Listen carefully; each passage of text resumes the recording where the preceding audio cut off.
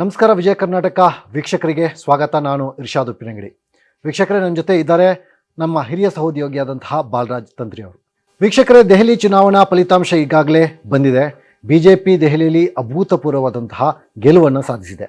ಒಟ್ಟು 70 ವಿಧಾನಸಭಾ ಕ್ಷೇತ್ರಗಳ ಪೈಕಿ ಬಿಜೆಪಿ 47ರಲ್ಲಿ ಗೆಲುವು ಸಾಧಿಸಿದರೆ ಆಮ್ ಆದ್ಮಿ ಪಕ್ಷ 23ರಲ್ಲಿ ಗೆಲುವು ಸಾಧಿಸಿದೆ.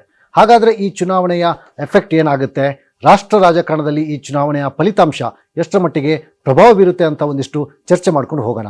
ಬಹಳ ಮುಖ್ಯವಾಗಿ ನಾವು ಗಮನಿಸಬೇಕಾದಂತಹ ವಿಚಾರ ಏನಂದರೆ, ದೆಹಲಿ ಚುನಾವಣೆಯ ಫಲಿತಾಂಶ ಯಾವ ರೀತಿಯಲ್ಲಿ ರಾಷ್ಟ್ರ ರಾಜಕಾರಣದಲ್ಲಿ ಎಫೆಕ್ಟ್ ಆಗುತ್ತೆ, ಯಾವ ಪ್ರಮಾಣದಲ್ಲಿ ರಾಷ್ಟ್ರದಲ್ಲಿ ಬಿಜೆಪಿಗೆ ಇದು ಅನುಕೂಲಕರವಾಗಿ ಮಾರ್ಪಡುತ್ತೆ ಎಂಬುದನ್ನು ಕೂಡ ನಾವು ಗಮನಿಸಬೇಕಾಗುತ್ತೆ. ಇನ್ನೇನು ಮುಂದಿನ ಚುನಾವಣೆಗಳು ಅಂದರೆ ಬಿಹಾರದಲ್ಲಿ ಕೂಡ ಚುನಾವಣೆ ನಡೆಯುವಂಥ ಸಾಧ್ಯತೆಗಳಿವೆ.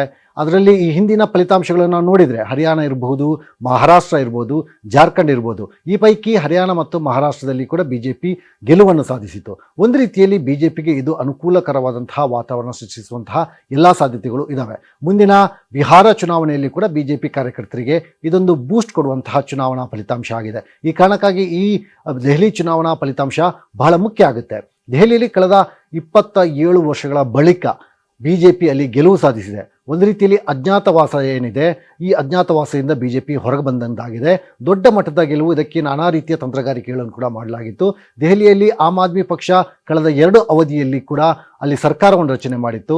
ಹಿಂದೆ ಆಮ್ ಆದ್ಮಿ ಪಕ್ಷದ ಅರವಿಂದ್ ಕೇಜ್ರಿವಾಲ್ ಅವರು ಒಂದು ಭ್ರಷ್ಟಾಚಾರ ವಿರೋಧಿ ಆಂದೋಲನದಲ್ಲಿ ಬಹಳ ಸಕ್ರಿಯವಾಗಿ ಪಾಲ್ಗೊಂಡಿದ್ರು ಮತ್ತು ಅದರ ಮೂಲಕವೇ ರಾಜಕೀಯವಾಗಿ ಪ್ರವೇಶವನ್ನು ಕೂಡ ಪಡ್ಕೊಂಡಿದ್ರು. ಆ ನಂತರದಲ್ಲಿ ದೆಹಲಿಯಲ್ಲಿ ಸರ್ಕಾರವನ್ನು ರಚನೆ ಮಾಡಿ ಕೆಲವೊಂದು ಉಚಿತವಾದಂತಹ ಕೊಡುಗೆಗಳನ್ನು ಕೊಡುವ ಮೂಲಕ ಗಮನ ಸೆಳೆದಿದ್ರು. ಅದು ಮೊಹಲ್ಲಾ ಕ್ಲಿನಿಕ್ ಆಗಿರಬಹುದು, ಉಚಿತವಾದಂತಹ ಬಸ್ ಪ್ರಯಾಣ ಆಗಿರಬಹುದು, ನೀರು ಉಚಿತವಾದಂತಹ ಕೊಡುವಂತಹ ಯೋಜನೆ ಆಗಿರಬಹುದು, ವಿದ್ಯುತ್ ಉಚಿತವಾಗಿ ಕೊಡುವಂತಹ ಯೋಜನೆ ಆಗಿರ್ಬೋದು. ಈ ರೀತಿ ಹಲವಾರು ಉಚಿತವಾದಂತಹ ಕೊಡುಗೆಗಳಿಂದ ಗಮನ ಸೆಳೆದಿದ್ರು. ಆದರೆ ಈ ಚುನಾವಣೆಯಲ್ಲಿ ಆಮ್ ಆದ್ಮಿ ಪಕ್ಷಕ್ಕೆ ಬಹಳ ದೊಡ್ಡ ಹಿನ್ನಡೆಯಾಗಿದೆ.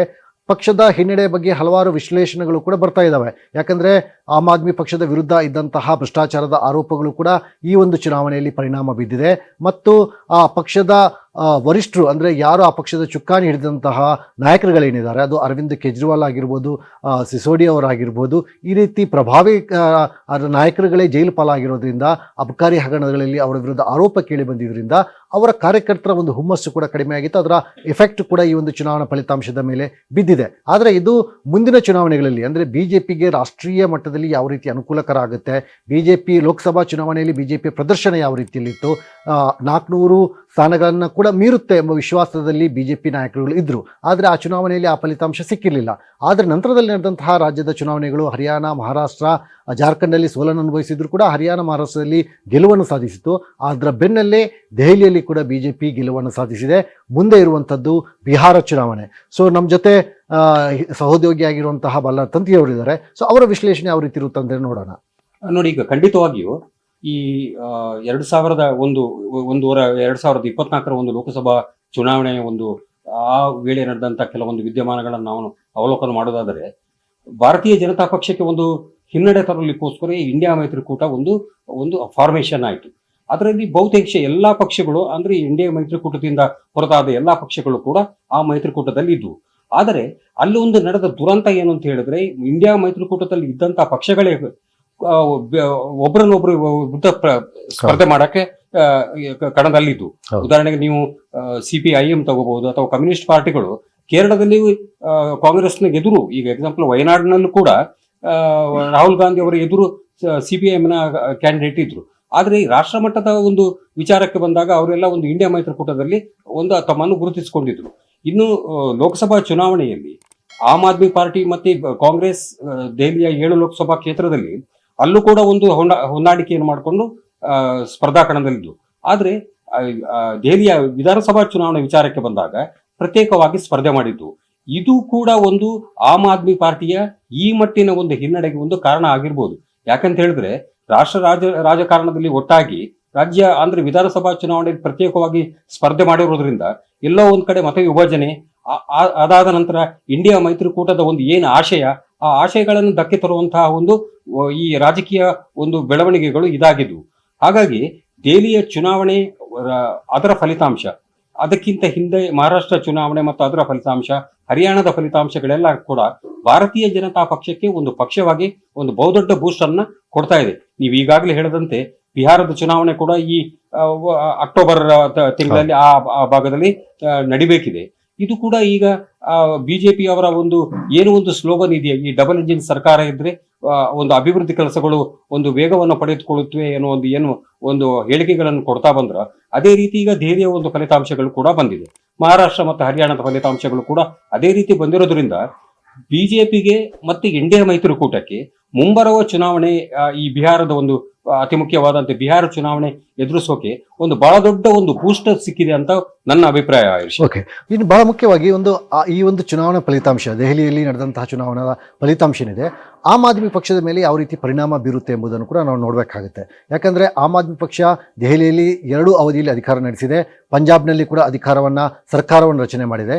ಇಂತಹ ಸಂದರ್ಭದಲ್ಲಿ ಬಹಳ ರಾಷ್ಟ್ರದ ರಾಜಧಾನಿಯಾಗಿರುವಂತಹ ದೆಹಲಿಯಲ್ಲಿ ಹೀನಾಯವಾಗಿ ಸೋಲನ್ನು ಕಂಡಿರುವಂಥದ್ದು. ಸೊ ಇದರ ಇಫೆಕ್ಟ್ ಏನಾಗಬಹುದು ಅಂತ, ಒಂದು ಕಡೆಯಲ್ಲಿ ಆಮ್ ಆದ್ಮಿ ಪಕ್ಷದ ವಿರುದ್ಧ ಕೇಂದ್ರದಿಂದ ದಾಳಿಗಳು ನಡೀತಾ ಇದ್ದಂಥ ಸತತವಾದಂತಹ ಆರೋಪಗಳನ್ನು ಆ ಪಕ್ಷದ ನಾಯಕರುಗಳು ಆರೋಪವನ್ನು ಮಾಡ್ತಾನೆ ಬಂದಿದ್ದಾರೆ. ಅದರಲ್ಲೂ ಕೂಡ ಅಬಕಾರಿ ಹಗರಣ ಏನಿದೆ, ಆ ಹಗರಣದಲ್ಲಿ ದೆಹಲಿಯ ಮುಖ್ಯಮಂತ್ರಿಯಾಗಿದ್ದಂತಹ ಅರವಿಂದ್ ಕೇಜ್ರಿವಾಲ್ ಅವರ ಬಂಧನ ಕೂಡ ಆಗಿತ್ತು. ಅವರು ಜೈಲಿನಲ್ಲೇ ಎದ್ದುಕೊಂಡು ಆಡಳಿತ ನಡೆಸುವಂತಹ ಪರಿಸ್ಥಿತಿ ನಿರ್ಮಾಣ ಆಗಿತ್ತು. ಮನೀಶ್ ಸಿಸೋಡಿಯಾ ಅವರ ಕೂಡ ಬಂಧನ ಕೂಡ ಆಗಿತ್ತು. ಸೊ ಅಲ್ಲಿ ಸಾಕಷ್ಟು ಉಚಿತವಾದಂತಹ ಕೊಡುಗೆಗಳನ್ನು ಕೂಡ ಕೊಟ್ಟರು, ಅಭಿವೃದ್ಧಿ ಕೆಲಸಗಳನ್ನು ಕೂಡ ನಾವು ಮಾಡಿದ್ದೇವೆ, ಜನಪರವಾದಂತಹ ಕಲ್ಯಾಣಪರವಾದಂತಹ ಕೆಲಸ ಕಾರ್ಯಗಳನ್ನು ನಾವು ಮಾಡಿದ್ದೇವೆ ಎಂಬ ಮಾತುಗಳನ್ನು ಹೇಳಿದ್ರು ಕೂಡ ಚುನಾವಣೆಯಲ್ಲಿ ಅದು ಯಾವುದೂ ಕೂಡ ದೊಡ್ಡ ಮಟ್ಟದಲ್ಲಿ ಇಂಪ್ಯಾಕ್ಟ್ ಆಗಿಲ್ಲ ಎಂಬುದು ಕೂಡ ಬಹಳ ಗಮನಾರ್ಹ. ಸೊ ಹೀಗಾಗಿ ಆಮ್ ಆದ್ಮಿ ಪಕ್ಷದ ಸಂಘಟನೆ, ಯಾಕಂದರೆ ರಾಜ್ಯದಲ್ಲಿ ಹೀನಾಯವಾಗಿ ಸ್ವತಂತ್ರ ಸಂದರ್ಭದಲ್ಲಿ ಅದರ ಪರಿಣಾಮ ಸಂಘಟನೆ ಮೇಲೆ ಆಗುತ್ತೆ, ಕಾರ್ಯಕರ್ತರ ಮೇಲೆ ಆಗುತ್ತೆ ಮತ್ತು ಮತದಾರರ ಮೇಲೆ ಆಗುತ್ತೆ. ಸೊ ಜನರನ್ನು ಮತ್ತೆ ಸೆಳೆಯುವಂತಹ ನಿಟ್ಟಿನಲ್ಲಿ ಆಮ್ ಆದ್ಮಿ ಪಕ್ಷ ಏನು ಕಾರ್ಯಕ್ರಮಗಳನ್ನು ರೂಪಿಸುತ್ತೆ, ವಿರೋಧ ಪಕ್ಷವಾಗಿ ಎಷ್ಟು ಸಮರ್ಥವಾಗಿ ಕೆಲಸ ಕಾರ್ಯಗಳನ್ನು ಮಾಡುತ್ತೆ ಎಂಬುದು ಕೂಡ ಬಹಳ ಮುಖ್ಯ ಆಗುತ್ತೆ. ಯಾಕಂದರೆ ಈಗಾಗಲೇ ಅರವಿಂದ್ ಕೇಜ್ರಿವಾಲ್ ಅವರು ಸೋಲನ್ನು ಕೂಡ ಒಪ್ಪಿಕೊಂಡಿದ್ದಾರೆ ಮತ್ತು ಅದರ ಮುಂದಿನ ದಿನಗಳಲ್ಲಿ ವಿರೋಧ ಪಕ್ಷವಾಗಿ ನಾವು ಯಾವ ರೀತಿ ಕೆಲಸ ಮಾಡ್ತೀವಿ ಎಂಬುದರ ಬಗ್ಗೆ ಕೂಡ ಅವರು ಮಾತಾಡಿದ್ದಾರೆ. ಆದರೆ ಈಗ ದೆಹಲಿಯಲ್ಲಿ ದೊಡ್ಡ ಮಟ್ಟದಲ್ಲಿ ಬಿಜೆಪಿಯನ್ನು ಅಧಿಕಾರಕ್ಕೆ ಬಂದಿದೆ, 47 ಕ್ಷೇತ್ರಗಳಲ್ಲಿ ಗೆಲುವನ್ನು ಸಾಧಿಸಿ ಅಧಿಕಾರದ ಚುಕ್ಕಾಣಿ ಹಿಡಿದಿದೆ. ಸೊ ಬಿಜೆಪಿ ಹಿಂದೆ ಆಮ್ ಆದ್ಮಿ ಪಕ್ಷ ಕೊಟ್ಟಂತಹ ಉಚಿತ ಕೊಡುಗೆಗಳನ್ನು ಕೂಡ ನಾವು ನಿಲ್ಲಿಸೋದಿಲ್ಲ ಅಂತಲೇ ಹೇಳಿದೆ. ಜೊತೆಗೆ ಒಂದಿಷ್ಟು ಘೋಷಣೆಗಳನ್ನು ಕೂಡ ಈ ರೀತಿಯ ಗ್ಯಾರಂಟಿ ಘೋಷಣೆಗಳೇನು ಕರ್ನಾಟಕದಲ್ಲಿ ಮಾಡಿತ್ತು, ಅದೇ ರೀತಿ ಕೆಲವೊಂದು ಆಕರ್ಷಣೀಯವಾದಂತಹ ಘೋಷಣೆಗಳನ್ನು ಕೂಡ ಮಾಡಿದೆ. ಸೊ ಅದನ್ನು ಯಾವ ರೀತಿ ಜಾರಿಗೆ ತರುತ್ತೆ ಎಂಬುದು ಕೂಡ ಮುಖ್ಯ ಆಗುತ್ತೆ. ಮತ್ತು ಆಮ್ ಆದ್ಮಿ ಪಕ್ಷ ಈ ಸೋಲಿಂದ ಕಂಗೆಡದೆ ಯಾವ ರೀತಿಯಲ್ಲಿ ಬೌನ್ಸ್ ಬ್ಯಾಕ್ ಆಗುತ್ತೆ ಎಂಬುದನ್ನು ಕೂಡ ನಾವು ನೋಡಬೇಕಾಗುತ್ತೆ. ಯಾಕಂದರೆ ಅರವಿಂದ್ ಕೇಜ್ರಿವಾಲ್ ಅವರು ಕೂಡ ಸೋಲನ್ನು ಕಂಡಿದ್ದಾರೆ, ಸಿಸೋಡಿಯಾ ಅವರು ಕೂಡ ಸೋಲನ್ನು ಕಂಡಿದ್ದಾರೆ, ಅತೀಶ್ ಅವರು ಗೆಲುವನ್ನು ಸಾಧಿಸಿದ್ದಾರೆ. ಹೀಗಿರುವಾಗ ಯಾವ ರೀತಿಯಲ್ಲಿ ಈ ಚುನಾವಣೆಯ ಬಳಿಕ, ಈ ಫಲಿತಾಂಶದ ಬಳಿಕ ಆಮ್ ಆದ್ಮಿ ಪಕ್ಷ ಮತ್ತಷ್ಟು ಕಂಗೆಟ್ಟು ಹೋಗುತ್ತಾ, ಕಾರ್ಯಕರ್ತರಲ್ಲಿ ಮತ್ತಷ್ಟು ಉತ್ಸಾಹ ಕುಂದುತ್ತಾ, ಅಥವಾ ಇದರಿಂದ ಪುಟಿದೆದ್ದು ಯಾವ ರೀತಿಯಲ್ಲಿ ಮತ್ತೆ ಹೋರಾಟವನ್ನು ಸಂಘಟಿಸುತ್ತೆ ಎಂಬುದು ಕೂಡ ಬಹಳ ಮುಖ್ಯ ಆಗುತ್ತೆ ಅಂತ ಅನ್ಸೋದಿಲ್ಲ. ಆದರೆ ನೀವು ಹೇಳಿದಾಗೆ ಆಮ್ ಆದ್ಮಿ ಪಕ್ಷಕ್ಕೆ ಈಗ ಮತ್ತೆ ಬೌನ್ಸ್ ಬ್ಯಾಕ್ ಆಗೋದು ಸ್ವಲ್ಪ ಸಮಯವನ್ನು ತಗೊಳ್ಬಹುದು. ನೀವೊಂದು 2 ದಿವಸದ ಹಿಂದಿನ ವಿದ್ಯಮಾನನ ನೋಡಿದಾಗ ಅರವಿಂದ್ ಕೇಜ್ರಿವಾಲ್ ಅವರು ಬಿಜೆಪಿ ಮೇಲೆ ಗಂಭೀರ ಆರೋಪವನ್ನು ಹೊರಿಸ್ತಾರೆ. 16 ಜನ ಆಮ್ ಆದ್ಮಿ ಪಾರ್ಟಿಯ MLAಗಳನ್ನ ಬಿಜೆಪಿಯವರು 16 ಕೋಟಿ ಒಂದೊಂದು ಅಭ್ಯರ್ಥಿಗಳಿಗೆ 16 ಕೋಟಿಯ ಆಫರ್ ಅನ್ನು ಕೊಟ್ಟು ಕೋಚಿಂಗ್ ಮಾಡಕ್ಕೆ ಪ್ರಯತ್ನವನ್ನು ಮಾಡಿತ್ತು ಅನ್ನೋ ಹೇಳಿಕೆಯನ್ನು ಕೊಡ್ತಾರೆ. ಇದಕ್ಕಿಂತ ಮುನ್ನ ನಿಮಗೆ ಗಮನಿಸಿರ್ಬೋದು, 7 ಜನ ಆಮ್ ಆದ್ಮಿ ಪಾರ್ಟಿಯ ಶಾಸಕರು ಬಿಜೆಪಿಗೆ ಹೋಗ್ತಾರೆ.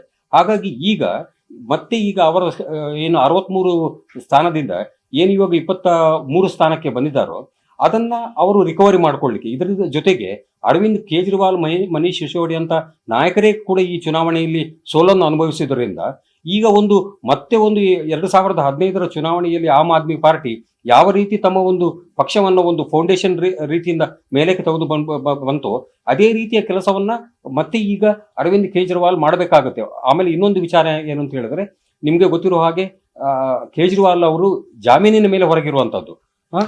ಹಾಗಾಗಿ ಈಗ ಮುಂದಿನ ದಿನಗಳಲ್ಲಿ ಆತಿಶಿ ಅವರು ಚುನಾವಣೆಯನ್ನು ಗೆದ್ದಿರೋದ್ರಿಂದ ಸಹಜವಾಗಿ ಅವರು ವಿರೋಧ ಪಕ್ಷದ ನಾಯಕರಾಗಬಹುದು. ಇದರಿಂದ ಹೊರತಾಗಿ ಈಗ ಅರವಿಂದ್ ಕೇಜ್ರಿವಾಲ್ ಅವರಿಗೆ ಪಕ್ಷವನ್ನು ಮತ್ತೆ ಬಲವರ್ಧನೆಗೊಳಿಸುವಂತ ಬಹುದೊಡ್ಡ ಸವಾಲು ಅವರ ಮೇಲಿದೆ. ಯಾಕಂದ್ರೆ ಈ ಬಾರಿಯ ಚುನಾವಣೆಯ ಸೋಲು ಆಮ್ ಆದ್ಮಿ ಪಾರ್ಟಿಗೆ ದೊಡ್ಡ ಹೊಡೆತವನ್ನ ಕೊಟ್ಟಿದೆ ಅಂತ ಹೇಳ್ಬೋದು. ಯಾಕಂತ ಹೇಳಿದ್ರೆ ಪಕ್ಷದ ಘಟಾನುಘಟಿ ನಾಯಕಗಳೇ ಈ ಚುನಾವಣೆಯಲ್ಲಿ ಸೋತಿರೋದ್ರಿಂದ, ಆಮೇಲೆ ಏನಾದ್ರೂ ಪ್ರಾಮಿಸ್ ಪ್ರಣಾಳಿಕೆಯಲ್ಲಿ ನಾವು ಕೊಡಬೇಕಾದ್ರೆ ಬಹಳ ಆಲೋಚನೆ ಮಾಡಿ ಕೊಡಬೇಕಾಗಿರೋಂಥ ಸಂದೇಶವನ್ನು ಕೂಡ ಮತದಾರರ ಈ ಚುನಾವಣೆಯಲ್ಲಿ ಕೊಟ್ಟಿದ್ದಾರೆ. ಕಾರಣ ಏನಂತ ಹೇಳಿದ್ರೆ, ನೀವು ಉದಾಹರಣೆ ತಗೊಳ್ಳೋದಾದ್ರೆ ಯಮುನಾ ಶುದ್ಧೀಕರಣ ವಿಚಾರವನ್ನೇ ತೆಗೆದುಕೊಂಡಾಗ 2015 ಮತ್ತು 2020 ಎರಡೂ ಚುನಾವಣೆಯಲ್ಲೂ ಯಮುನಾ ಶುದ್ಧೀಕರಣದ ವಿಚಾರವನ್ನ ಅರವಿಂದ್ ಕೇಜ್ರಿವಾಲ್ ಎತ್ತಿದ್ರು. ಈಗ ಈ ಬಾರಿಯ ಚುನಾವಣೆಯಲ್ಲೂ ಕೂಡ ಆ ವಿಚಾರವನ್ನು ಅವರು ಪ್ರಸ್ತಾಪನೆ ಮಾಡಿದ್ದಾರೆ. ಅದೊಂದು ಕಡೆ ಆದ್ರೆ ಇಂಡಿಯಾ ಮೈತ್ರಿಕೂಟದಲ್ಲಿ ನೀವು ಫಾರೂಕ್ ಅಬ್ದುಲ್ಲಾ ಅವರ ಪುತ್ರ ಜಮ್ಮು ಕಾಶ್ಮೀರ ಮುಖ್ಯಮಂತ್ರಿ ಆದಂತ ಉಮರ್ ಅಬ್ದುಲ್ಲಾ ಅವರ ಒಂದು ಟ್ವೀಟ್ ಅನ್ನು ನೋಡಿದಾದ್ರೆ ಅವ್ರು ಹೇಳ್ತಾರೆ, ಇನ್ನೂ ನೀವು ಇನ್ನು ಜಗಳ ಆಡಿ, ಸಾಯೋ ತನಕ ಜಗಳ ಆಡಿ, ಪಕ್ಷ ಹಾಳಾಗೋ ತನಕ ಜಗಳ ಆಡಿ ಅನ್ನೋ ಒಂದು ವ್ಯಂಗ್ಯವಾದ ಮಾತನ್ನು ಆಡಿರೋದ್ರಿಂದ ಒಂದು ಮೈತ್ರಿಕೂಟದಲ್ಲಿ ಒಂದು ಪಕ್ಷಗಳು ಮತ್ತು ಇನ್ನೊಂದು ಪಕ್ಷಗಳ ಜೊತೆ ಯಾವ ರೀತಿಯ ಹೊಂದಾಣಿಕೆ ಬೇಕು ಅನ್ನೋ ಒಂದು ಸಂದೇಶ ಕೂಡ ಈ ಒಂದು ಚುನಾವಣೆ ಕೊಟ್ಟಿದೆ ಅಂತ ಹೇಳ್ಬೋದು.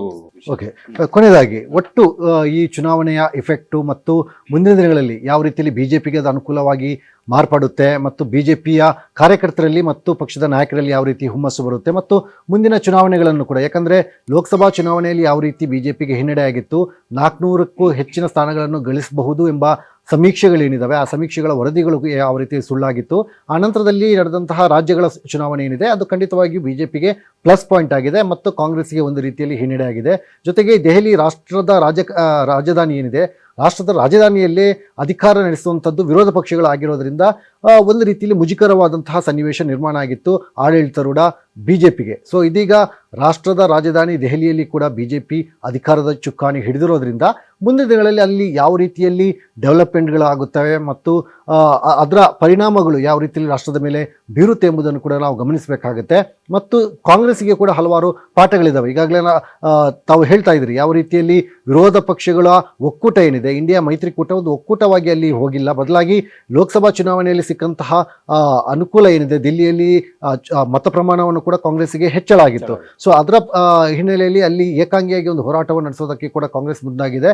ಆದರೆ ಕಾಂಗ್ರೆಸ್ನ ಆ ನಡೆ ಅದು ಫೇಲಿಯರ್ ಎಂಬುದು ಕೂಡ ಈ ಒಂದು ಫಲಿತಾಂಶದಲ್ಲಿ ಬಹಳ ಸ್ಪಷ್ಟವಾಗಿ ಗೋಚರಿಸಿದೆ. ಬಹುಶಃ ಒಟ್ಟಾಗಿ ಹೋಗಿದ್ರೆ ಅದರ ರಿಸಲ್ಟ್ ಅಂದರೆ ಅಲ್ಲಿ ಒಟ್ಟಾಗಿ ಒಂದು ಹೋರಾಟವನ್ನು ನಡೆಸಿದ್ರೆ, ಸಂಘಟಿತವಾದಂಥ ಹೋರಾಟ ನಡೆದಿದ್ರೆ ರಿಸಲ್ಟ್ ಅಥವಾ ಫಲಿತಾಂಶದ ಬೇರೆ ರೀತಿಯಲ್ಲಿ ಒಂದು ರಿಸಲ್ಟ್ ಬರುವಂಥ ಸಾಧ್ಯತೆಗಳು ಕೂಡ ಇತ್ತು. ಆದರೆ ಇದೀಗ ಆಮ್ ಆದ್ಮಿ ಪಕ್ಷಕ್ಕೆ ಈ ರೀತಿಯಲ್ಲಿ ಹಿನ್ನಡೆ ಆಗಿರೋದ್ರಿಂದ ಮತ್ತು ಬಿಜೆಪಿಗೆ ಇದು ಪ್ಲಸ್ ಪಾಯಿಂಟ್ ಆಗಿರೋದ್ರಿಂದ ಮುಂದಿನ ರಾಜಕೀಯವಾಗಿ ಯಾವ ರೀತಿಯ ಬೆಳವಣಿಗೆಗಳು ನಡೆಯುತ್ತೆ ಮತ್ತು ಆಮ್ ಆದ್ಮಿ ಮತ್ತು ಬಿಜೆಪಿ ನಡುವಿನ ಆ ತಿಕ್ಕಾಟ ಏನಿದೆ ಅದು ಅಂತ್ಯಗೊಳ್ಳುತ್ತೋ ಅಥವಾ ಇನ್ನಷ್ಟು ಮುಂದುವರಿತೆ ಎಂಬುದನ್ನು ಕೂಡ ನಾವು ಕಾದು ನೋಡಬೇಕಾಗತ್ತೆ. ತಾವೇನು ಹೇಳ್ತೀರಿ? ಖಂಡಿತ ನೋಡಿ, ಈಗ ಏನು 5 ವರ್ಷದ ಕಳೆದ ಕೇಜ್ರಿವಾಲ್ ಅವರ ಸರ್ಕಾರದಲ್ಲಿ ಬಹಳಷ್ಟು ಒಂದು ದೈನಂದಿನ ಇದರಲ್ಲಿ ಒಂದು ಸುದ್ದಿ ಆಗ್ತಿದ್ದಂತೂ ಲೆಫ್ಟಿನೆಂಟ್ ಗವರ್ನರ್ ಮತ್ತೆ ಸರ್ಕಾರಕ್ಕೆ ನಡುವೆ ಆಗ್ತಿದ್ದಂತ ತಿಕ್ಕಾಟಗಳು ಈಗ ಸೆಂಟ್ರಲ್ ಅಲ್ಲಿ ಕೂಡ ಬಿಜೆಪಿ ಸ್ಟೇಟ್ ಅಲ್ಲೂ ಕೂಡ ಬಿಜೆಪಿ ಇರೋದ್ರಿಂದ ಆ ಒಂದು ಬೆಳವಣಿಗೆಗಳು ಮುಂದಿನ ದಿನಗಳಲ್ಲಿ ನಡೆಯುವಂತ ಸಾಧ್ಯತೆಗಳು ಕಮ್ಮಿ. ದೆಹಲಿಯ ಅಭಿವೃದ್ಧಿಯ ವಿಚಾರದಲ್ಲಿ ಬಿಜೆಪಿ ಒಂದು ಅಧಿಕಾರಕ್ಕೆ ಬಂದಿರೋದು ಮತ್ತು ಸೆಂಟ್ರಲ್ ಅಲ್ಲಿ ಕೂಡ ಬಿಜೆಪಿ ಇರೋದ್ರಿಂದ ದೆಹಲಿಯ ಅಭಿವೃದ್ಧಿ ವಿಚಾರ ಅಲ್ಲಿ ಪ್ರಮುಖವಾಗಿ ಅತ್ಯಂತ ಆದ್ಯತೆಯಿಂದ ಗಮನ ಕೊಡಬೇಕಾಗಿರೋದು ಮಾಲಿನ್ಯದ ವಿಚಾರ, ಆಮೇಲೆ ಕುಡಿಯುವ ನೀರಿನ ವಿಚಾರ. ಈ ವಿಚಾರದ ಬಗ್ಗೆ ಸ್ವಲ್ಪ ಇನ್ನೂ ಹೆಚ್ಚಿನ ಒಂದು ಗಮನವನ್ನು ಬಿಜೆಪಿ ಕೊಡ್ಲಿಕ್ಕೆ ಆಗ್ಬಹುದು ಅಂತ ಹೇಳ್ಬೋದು. ವೀಕ್ಷಕರೇ, ಇದು ಈ ಹೊತ್ತಿನ ವಿಶೇಷ. ಈ ವಿಡಿಯೋ ನಿಮಗೆ ಇಷ್ಟ ಆದಲ್ಲಿ ಲೈಕ್ ಮಾಡಿ, ಶೇರ್ ಮಾಡಿ ಹಾಗೂ ಸಬ್ಸ್ಕ್ರೈಬ್ ಮಾಡಿ. ನಮಸ್ಕಾರ.